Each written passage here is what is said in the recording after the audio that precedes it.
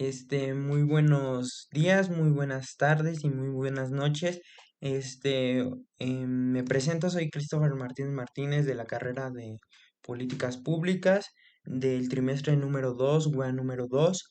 En este video vamos a analizar las lecturas correspondientes a la semana 2, que son de dos autores, los cuales son John Locke y Max Weber, con sus obras de El ensayo sobre el gobierno civil de John Locke y de Max Weber es la ética protestante y el espíritu capitalista.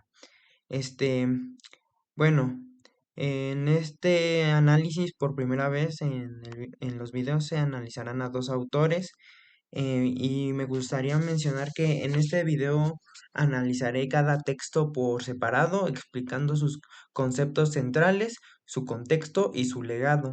Y luego voy a cerrar con una reflexión conjunta que ayude a ver cómo estos dos pensadores siguen hablando en el presente con sus obras. Bueno, como parte número uno de este análisis en este video, empezaré hablando de John Locke y su ensayo sobre el gobierno civil. Bueno, contexto y propósito. Empecemos por Locke. Estamos en el siglo XVII, perdón, en Inglaterra. En un contexto de guerras civiles, absolutismo monárquico, conflictos religiosos y surgimiento del Parlamento. Luke escribe su segundo tratado sobre el gobierno civil, ese es su nombre completo, como una respuesta directa de las ideas del absolutismo, en especial de la teoría del derecho divino de los reyes defendiendo por Robert Film. El objetivo de Luke es claro: justificar racionalmente las extensiones de un gobierno limitado, constitucional, basado en el consentimiento de los gobernados.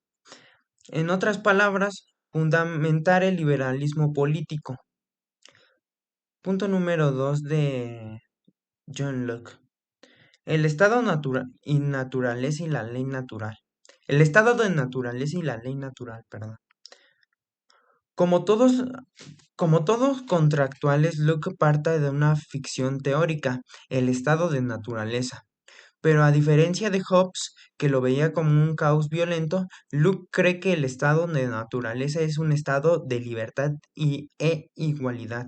Los seres humanos son libres para ordenar su vida, pero están sujetos a una ley natural dictada por la razón: no hacer daño a los demás.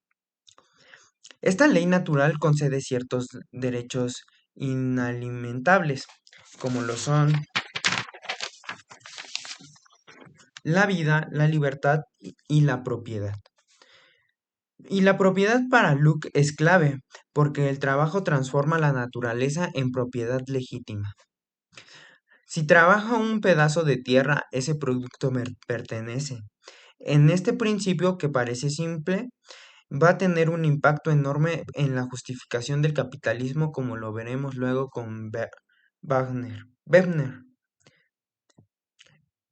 Punto número 3. El contrato social.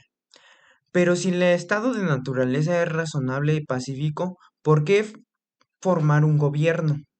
Luke responde: porque aunque hay una ley natural, no hay garantía efectiva de que se cumpla. Cada uno es juez de su propia causa, y eso genera conflictos. Por eso los hombres deciden crear un contrato social para establecer leyes claras, crear jueces imparciales y garantizar la protección de sus derechos. Y esto solo es legítimo si hay consentimiento. El poder no es divino ni hereditario, es delegado por el pueblo. Y acá Luke marca una diferencia crucial con Hobbes. Para Luke, el contrato no es una renuncia al poder, sino una delegación condicionada. El pueblo puede revocar al gobierno si ésta abusa de su poder o viola derechos fundamentales. Punto número 4. Derecho a la revolución. Uno de los pasajes más radicales de Luke es cuando afirma que si el gobierno se convierte en tiránico, el pueblo tiene derecho a restablecerse. Este derecho a la revolución no es una llamada a la anarquía, sino un límite moral y político del poder. El gobernante no es un amo, es un servidor de contrato. Si lo rompe, pierde su legitimidad. Esta idea será fundamentada para la Revolución Gloriosa en Inglaterra, la Revolución de América y en menor medida la Revolución Francesa. Locke es, en ese sentido, el padre ideológico de la democracia liberal. Punto número 5. Legado político. Las ideas de Locke se convierten en pilares de constitución moderna, lo que sería la soberanía popular, la división de poderes, el gobierno limitado, la protección de los derechos individuales y el Estado de Derecho. Y quizás lo más importante, la idea de que la libertad y la ley no son enemigas, que podemos vivir libres no a pesar del Estado, sino gracias a un Estado legítimo y controlado.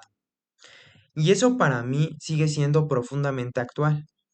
En estos tiempos de autoritarios electos y populistas legalistas, recordar el poder debe servir a los derechos y no al revés. Es una lección urgente. Y bueno, con eso terminaría la parte número 1 de John Locke, destacando, destacando algo importante que me pareció, bueno, algo que me pareció importante más bien, sería que eh, Luke es considerado fundador del liberalismo político, en otras palabras. Y pues bueno, quería destacar esa parte y bueno, que continuemos con la parte 2 que es Max Weber, la ética protestante y el espíritu capitalista. Punto número 1, contexto y propósito.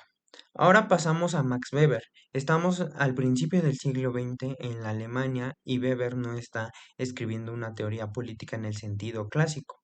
Lo que busca es entender sociológicamente el surgimiento del capitalismo moderno.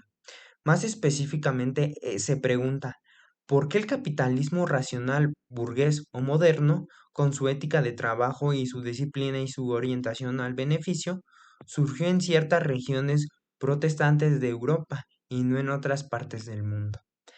Y la respuesta no es económica, sino cultural. Tiene que ver con las ideas, valores y ámbitos con las que llama al espíritu del capitalismo. Punto número 2. ¿Qué es el espíritu del capitalismo? Ben- Werner de- Weber distingue entre el capitalismo como un sistema económico que ya existe desde la antigüedad y el espíritu capitalista moderno, que es una actitud ética racional hacia un trabajo y dinero. Este espíritu se caracteriza por las siguientes: la valoración del trabajo como un fin en sí mismo, la acumulación racional del capital, la honestidad, la puntualidad y la previsibilidad. También reconoce la reinvención en lugar del consumo ostentoso.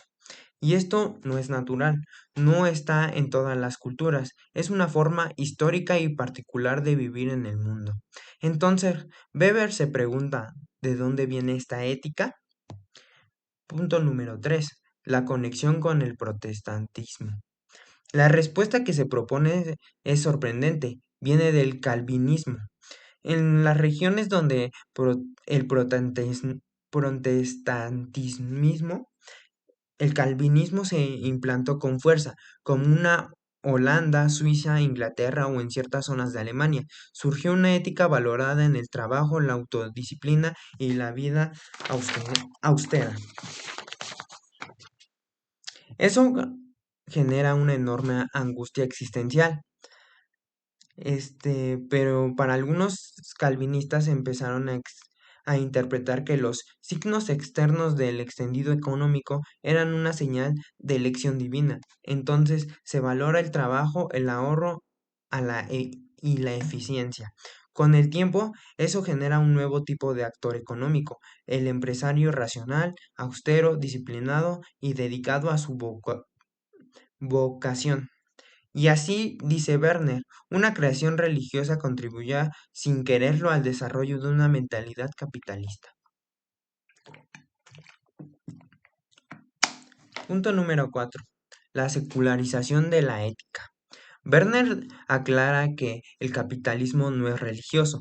De hecho, con el tiempo, el espíritu capitalista se independizó de sus raíces religiosas. Lo que empezó como una búsqueda de salvación personal terminó como una lógica impersonal de acumulación.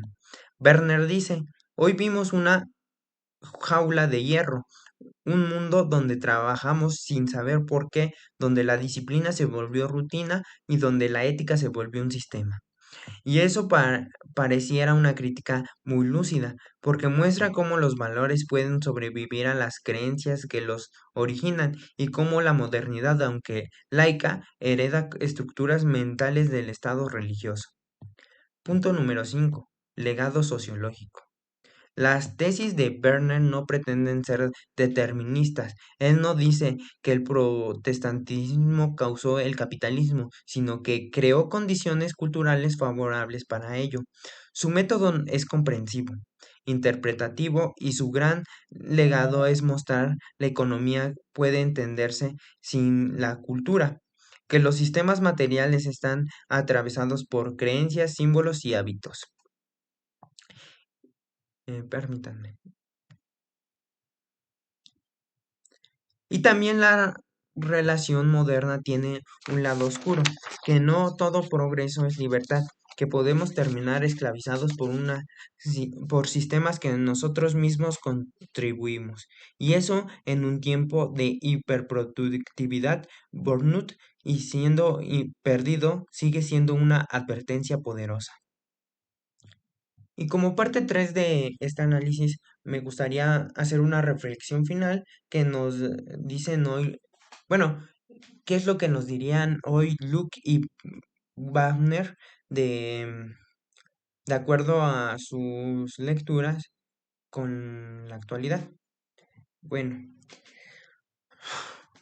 después de leer estos dos textos, Luke desde el derecho político y Bernard desde la sociología cultural, me queda una idea muy fuerte. La modernidad se construyó sobre una tensión entre libertad y racionalidad.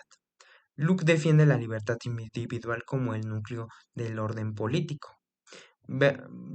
Werner muestra cómo una libertad se vio acompañada y muchas veces restringida por una ética racional que convirtió el trabajo en destino. Ambos hablan de la emancipación, pero también de las nuevas formas de disciplina. Luke cree que el poder debe controlarse para proteger los derechos, y Weber muestra que incluso sin opresión política, este, perdón, y Weber muestra que incluso sin opresión política podemos vivir bajo de estructuras mentales que nos esclavizan. Entonces, ¿somos realmente libres? Es la pregunta. Según Locke, lo somos si el gobierno respeta nuestros derechos y podemos participar en las decisiones. Pero según Weber, no basta con solo eso. Hay que mirar a las motivaciones profundas, las lógicas culturales, las rutinas y qué aceptamos sin pensar. Y ahí y ahí es donde estos dos autores se encuentran en la idea de una libertad en uno solo derecho, sino en una tarea. Una conquista permanente, no basta con limitar el poder externo, hay que desenmascarar también los poderes invisibles que nos gobiernan desde el dentro. En conclusión, para mí, para cerrar este análisis en conjunto, quiero dejarte unas ideas clave. Tengo varias ideas clave, tanto de Luke y Werner, y de Weber, pero me gustaría antes de eso destacar eh, en la parte en la que estos dos autores se encuentran, que sería en las estructuras mentales que nos esclavizan. Me gustaría subrayar, por así decirlo, que la idea que podrían compartir ellos dos es que la libertad no es solo un derecho, sino una tarea. ¿A qué se refiere con esto los autores? A que, por ejemplo, nosotros no estamos obligados bueno, no, estamos más bien obligados a participar en asuntos políticos o a demandar nuestros derechos para que no seamos esclavizados. Eso es a lo que yo entiendo que los autores querían llegar. Pues bueno, ideas claves de Luke. El gobierno legítimo surge del conocimiento. El, el objetivo del Estado es proteger derechos naturales, que serían la vida, la libertad y la propiedad. Los derechos naturales, según Luke, son la vida, libertad y propiedad. El poder debe de estar limitado y puede ser revocado. La ley niega la libertad, la garantiza. Más bien, la ley no niega la libertad. O sea, una ley no te puede negar la libertad. Lo que hace es que te la garantiza. Y la revolución es legítima contra la tiranía. Solo si una revolución tiene enfrente una tiranía significa que es legítima. Y bueno, los puntos claves de Weber para mí son: el capitalismo moderno tiene raíces culturales en el protestantismo. La ética del trabajo, la austeridad y la vocación favorecen su desarrollo. La racionalización de la vida moderna cae en estructuras impersonales. El espíritu del capitalismo se volvió independiente de la religión y vivimos en una jaula de hierro construida por nosotros mismos. Y sobre todo, ambos dicen que entender el presente exige mirar al pasado, pero también cuestionar lo que damos por natural. La libertad no es algo que se recibe, es algo que se define, se piensa y se reinventa.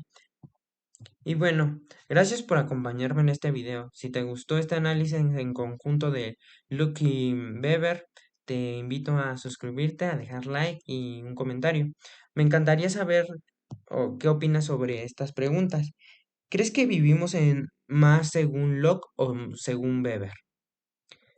¿Sentiste que la libertad hoy es real o solo es una formal? ¿Y cómo influyen nuestras creencias religiosas o no en nuestra forma de vivir o trabajar? Y bueno, como siempre, te agradezco que, que pasaras a ver el video. Eh, Te deseo, como siempre, una linda tarde, una linda noche o un lindo día, dependiendo en qué horario estés viendo este video. Y pues muchas gracias. Y sería todo. Con esto concluiríamos las lecturas asignadas a, a esta web. Y pues bueno, muchas gracias por su atención. Hasta luego.